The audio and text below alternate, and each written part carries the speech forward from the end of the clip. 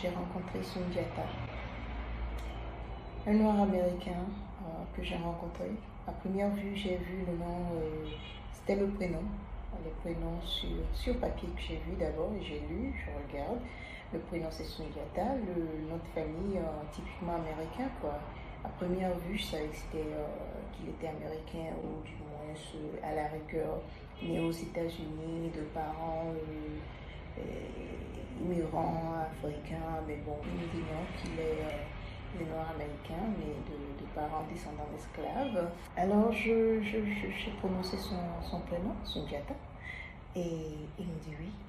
Alors je lui ai demandé, how do you pronounce it? Juste pour entendre comment il allait le dire lui-même. Il a dit Sundiata, Sundiata. Il a dit Sundiata.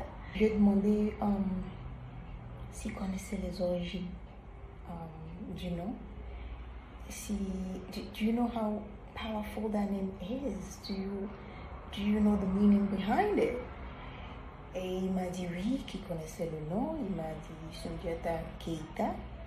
Il m'a fait un petit résumé de l'histoire de Sundiata Keita.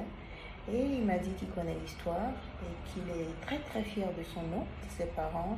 Leur rêve a toujours été d'aller en Afrique, d'aller connaître leurs origines, mais que malheureusement, ils sont décédés avant.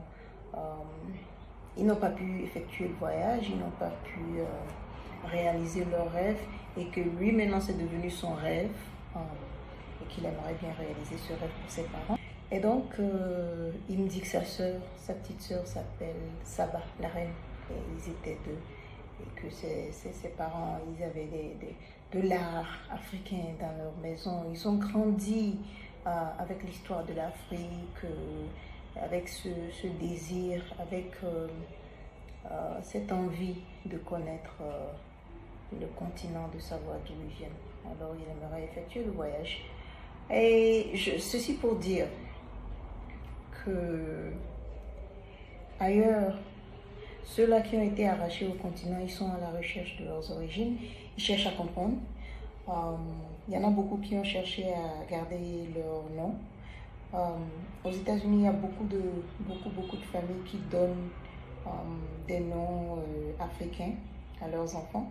Il y en a qui inventent même, à défaut de vraiment savoir d'où exactement en Afrique ils viennent, ou même de connaître un nom africain, ils cherchent en fait à créer quelque chose qui est différent, quelque chose qui n'est pas blanc, quelque chose qui n'est pas d'autre culture, mais créer quelque chose de typiquement africain. Alors vous allez entendre des noms comme Chimiquois, des noms comme, il y a les Kenyans, il y a des noms comme Chantea, des trucs comme ça, des noms qu'ils ont même créés eux-mêmes pour avoir un son africain.